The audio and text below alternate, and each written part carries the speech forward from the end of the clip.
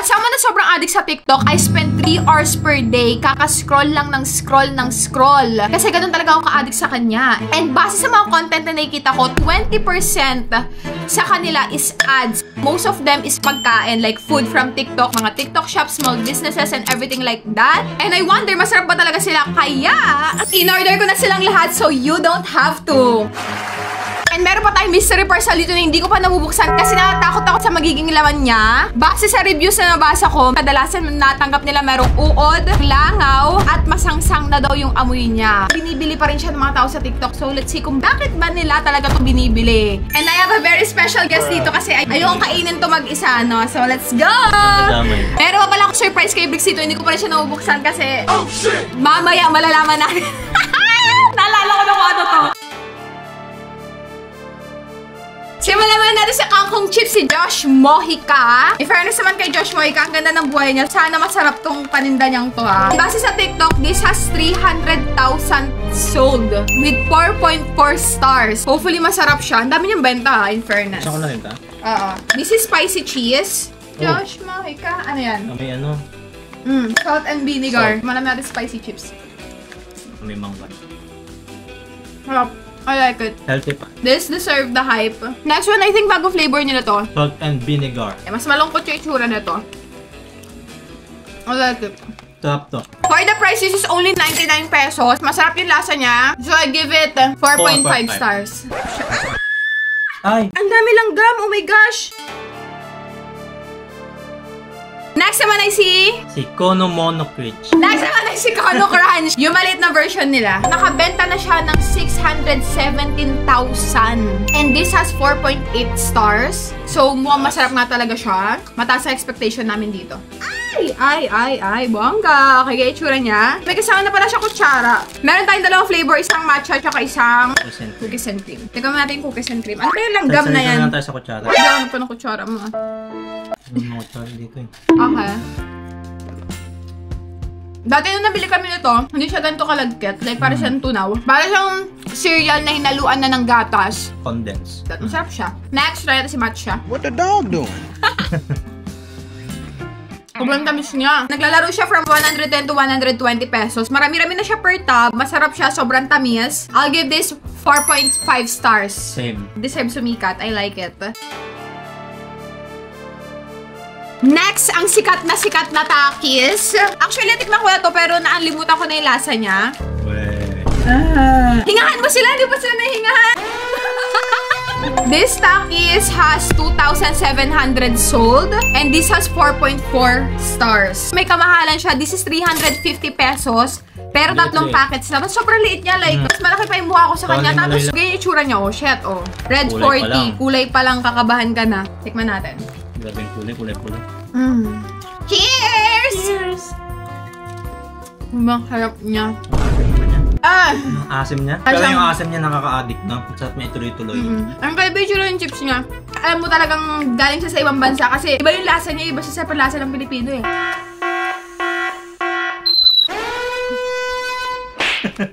Ang sarap niya. Pero halatang hindi siya healthy kasi kulay pa lang yun. Masarap yung lasa. Okay yung lasa niya sa akin. So for me, this is 4.5 stars. At dahil na ang hangan na kami, next is drinks!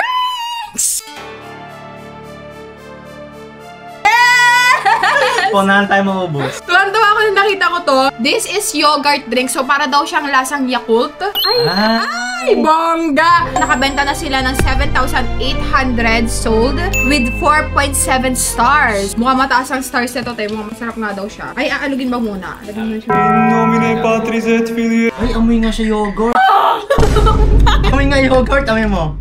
Oo nga, may nga siya yogurt nga. Akin strawberry kasi I like pink. Kaya mo na! Ay, go!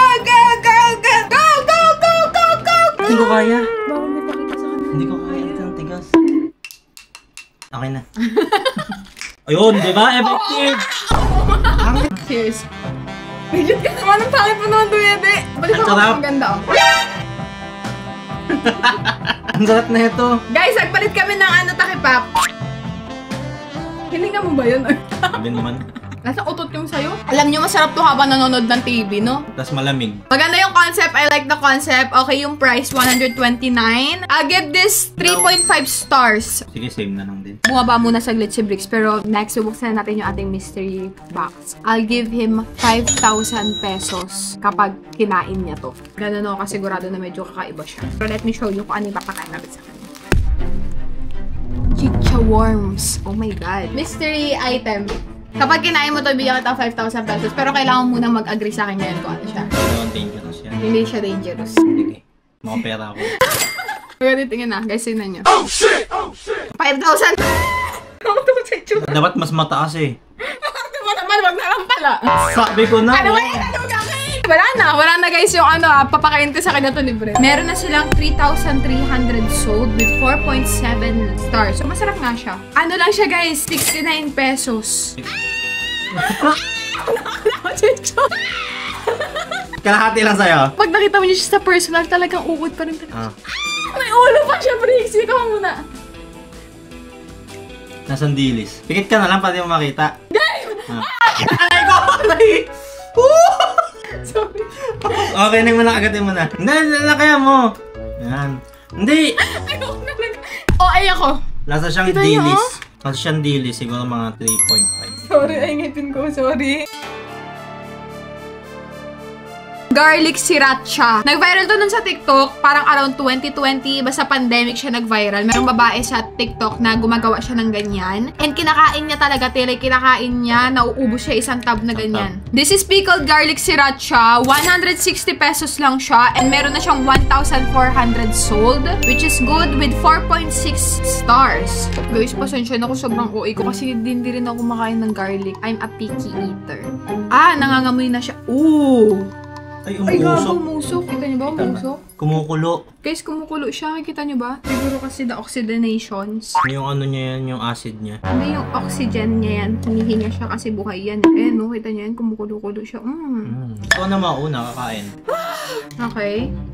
Dapat sabay tayo eh. Yan. In fairness, din siya maanghang ha. Ang tamis niya na. Bubag. Ang baho ng hinig ko. Oh my God. Hindi siya sobrang anghang. My life be like. Okay, this one. Ang tapon na amoy niya. Feeling ko magugustuhan ng nanay ko to. Kung mahilig ka sa garlic, mahilig ka sa lasa ng garlic, kumakain ka ng isang buong ulo ng garlic, magugustuhan mo to. This is, for us, this is 3 stars. 3. Feeling ko sa usawan. Masarap to na sa usawan. Yung hiwa-hiwain mo siya. Ang sangag pwede. Masarap yan. Next, itong viral na wax candy from TikTok. Ito yung hindi kinakain yung wax, diba? Oh, hindi kinakain yung wax. May nakita ako nag-promote nito and talagang nabudol niya ako kasi parang yung kinain niya talaga, bonggang-bongga talaga. This is 299 pesos pero dalawa na yung natanggap ko. Pero alam ko, isa lang yung in-order ko te. So, I guess buy one, take one siya. Which means it's 149 pesos each. This wax candy has 37,000 sold with 4.1 stars. Medyo mababa yung stars niya. Akala ko na kayo wala yung packet siya sa loob. Isang buo lang pala siyang ganyan, te. So, pag binuksan mo siya, nakalabas na lahat. Ang gaganda ng mga shape nila. Merong fish. Siyempre, Oo wax nga, na may eh. kandila. Merong shield, merong bungo, merong bear. O, diba? Ang cute. Okay, tikman natin. Si bear yung kakainin ko. Mas makapal pa yung wax kasi sa laman niya kaloob. Yung wax o yung laman na sip-sip na. Durugin natin ito, gawin natin siyang kandila talaga. Ba't doon sa napanood ko, parang bumubulwak yung kanya. Talagang, Hindi na lasa nito. parang lasa siyang chemical din. Masarap siya pero parang hindi siya healthy. Ilang stars yan sa'yo? 3 Three. stars out of 5. Next one is lechao. Lechao ba tawag dito? Ang tawag mo dito dati? Nacho. Tayo mo. Lechao. Lechao. Meron na silang nasold na 229,000 with 4.4 stars. Favorite ko ang lechao, guys. Ang dami nagsasabi na amoy Ang liit putok naman ko. ito. Ang cute naman yan. Parang candies. Nakapulupot kasi siya. Ah, oo nga! Putang bilis mo, mamula kang kulay may lechao. Okay, yan siya. Tikman natin. Bango. Cheers! Ang kapal na ito. Bumara sa lalamunan ko. Yung kapal niya parang sponge panghugas. Saan kaya gawa ang lechao? My theory is Sarap. gawa to sa styrofoam. Damage. For me, lechao is 4.5 stars. Pwede na ulamin eh. Ako, Ang lasa ulamin niya ko eh. na talaga din yan. Malasa siya. Sobrang malasa Wala. siya. This is 99 pesos. Masarap siya. I like it. I like it. I like it.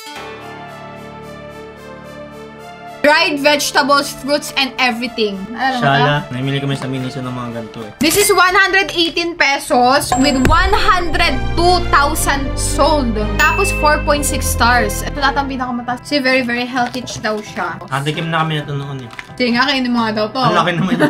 Ganyan yung itsura niya sa loob. Gusto ko yung okra na to eh. Ganyan yung itsura niya, guys. Ah! Nakita ko yung okra! Ang laki naman ng okra Ang laki niya. ng okra nila, no? Ha? Sa akin, okra. Kasi mahilig ako sa okra. Okay, 3, 2, 1, go. Hindi siya biohazard. Ang sarap niya. Para lang siya mga finris dry na. Ang sarap ng saging. This is easily 5 stars. Masarap ha. Lagi ko nakikita to sa TikTok din. Kainin natin yan? Oo, ganito. Sa bibig na siya maluluto. Kukuha ka ng tubig na mainit, syempre. Hindi ko alam paano din gawin to eh. Pero meron tayo dito shirataki rice. Try natin kung masarap sila. Kasi 90% ata ng laman ng ads ng TikTok ko, shirataki rice. Tumataba na ba ako? Bakit ito yung lumalabas sa ads sa akin? Medyo kakaiba yung tsura niya sa likod. Para siya sinaing na tapos tinuyo. Para i-rehydrate mo na lang ata siya. Let's see. Tapos ulamin natin yung crab paste. Sabi dito sa shirataki rice na to, kailangan daw siya ibabad for 15 minutes. So, ibababad muna namin siya and everything like that. Marami nagsasabi na lasa daw styrofoam to. So, hopefully, hindi siya lasang styrofoam. Ito yung ating bowl. Sabi dito, isusoak lang daw siya. So, for 15 minutes. So, let's see. Oh! Bakit? Ang baho niya! Ayaw nga. Okay, hindi ko alam kung gaano karaming tubig at gaano karaming rice. And then, hot water. Ayan, perfect. Tapos sabi, ibababad lang daw siya. By the way, this shirataki rice is 140 pesos with 101,000 sold and 4.8 stars. Ito na. Taas no, 4.8. Mataas ang win rate nito, no? Same sila nung isa kanina. Mataas yung win rate din na to. So, mataas ang hopes ko dito. Ito yung itsura natin shirataki rice. Mukha na nga talaga siyang kanin. Pero ba't basang-basa siya? Hindi na siya madrin eh. Yan na yung pinakanin. Pero Ang baho niya talaga. kanin na siya. Kanin na siya. And then, ang ulam natin today is Collab. crab paste alige for 209 pesos with 296,000 sold and 4.6 stars. Mataas din win rate na to, guys. Mataas yung sold niya. Mataas pa win rate niya. Lakas ko. Lakas. May siya alamang. Lalagyan natin siya sa ibabaw. Ayan yung itsura ng alige. Lalagyan na lang namin siya sa ibabaw nitong kanin. Muna. Nasa siyang aligi nga insan. Malansa siya pero. Maantot siya konti. Hindi ako makain kasi ng alige. Kaya pala, hindi ako makain ng alige, di ba? Oo. Kinakain ko lang yung meat ng crab, hindi ako makain ng alige. Pero kung mahilig ka sa alige, gets na gets ko siya nung nagugustuhan siya ng tao. Tsaka yung rice, masyado namin siyang ginudge nung una. Sarap. I like the rice. Yes. The rice for me is 4.5 stars. Medyo na-turn off ako sa kanya nung una kasi iba yung amoy. Pero with this alige, 4.5 din to sa akin. Gets ko siya kung ba't siya sikat. Pero hinay-hinay lang sa pagkain nito kasi maginas. Mushroom chicharon. Sikat na sikat din to sa TikTok. Low cholesterol kasi siya. Etong mushroom chicharon na to, nabili ko siya for 387. So medyo may kamahala. Pero 3 piraso na siya. So magkano yun? Sa mga 100. Yung dalawang bobo nag-iisip.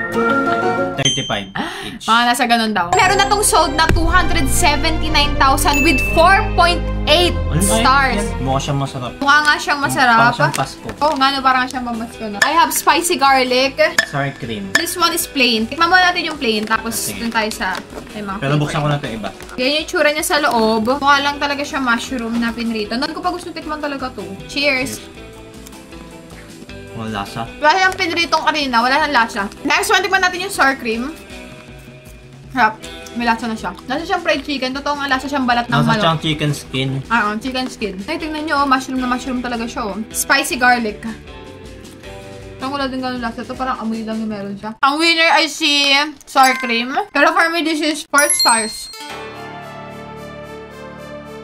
Pistachio Canafe Crunch Milk. This is 300 pesos with 2,300 sold. 4.3 stars. So, saktuhan lang naman siya. Ay, taray, meron nakalagay sa loob, oh. Tatayaan ko to mamaya. Ayan, ganyan yung tsura niya.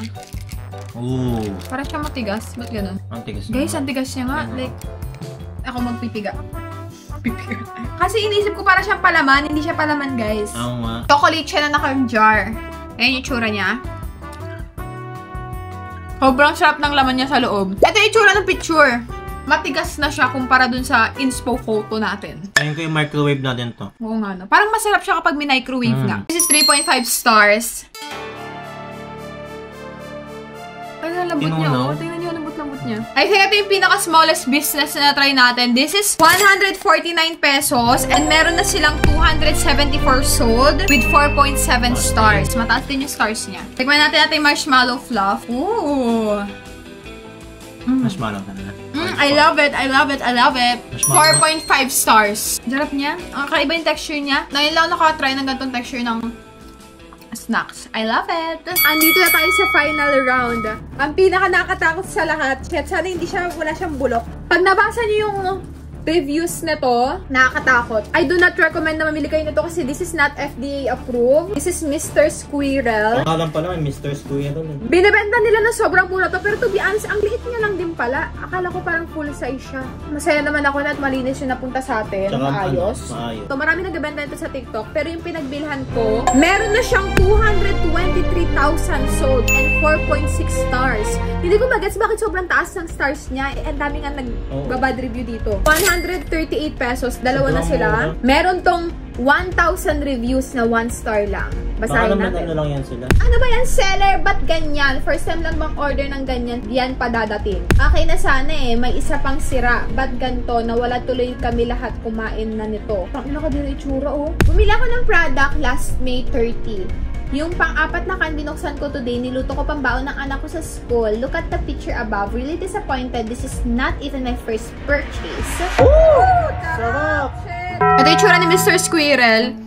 Okay naman siya. Mabango naman siya. Pero parang may mga itim-itim na yan, loves. Lulutuin niya muna to para mabigyan talaga natin siya ng fair and honest opinion. Yes! Pero I don't recommend na bilhin nyo to. This is not FDA approved. Oh my God. Hati-hatiin muna namin to and then piprituhin namin siya para matikman talaga natin siya na maayos na maayos. Naluto na namin yung Mr. Squirrel na spam. Titikman na natin. Hindi. Hindi ako excited. Bakit na akong ketchup? Hindi, okay na to. Para matikman lang natin siya na maayos. Okay, game. Wala naman ikaw nakitang langaw. Wala naman.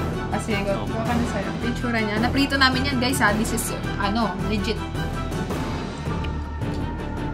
Nasa siyang luncheon, pero... Pero parang may iba siya, may lasa siyang ibang undertone. Pero nakakatakot siya kainin. Kaya parang medyo mapait, no? Hindi sa pagkakaluto ko na yun naman. Ay, grabe naman yan. Talagang sinunog talaga ni Bex para mawala yung mga mikrobyo and everything. Hindi ko siya malunok na maayos kasi nga yun sa idea na nasa isip ko na this is not FDA approved. Yeah. May bulati siya, may langaw siya. So like, biohazard na naman sa ko. I think ito yung pinaka-lowest rating ko. This is 1 out of 10. I do not recommend it, guys. Yes, pagkain siya pero hindi mo alam kung ano mangyayari sa'yo after like ilang beses mo siyang kainin. Pero anyways, let me know kung meron pa kami nalimutan dito.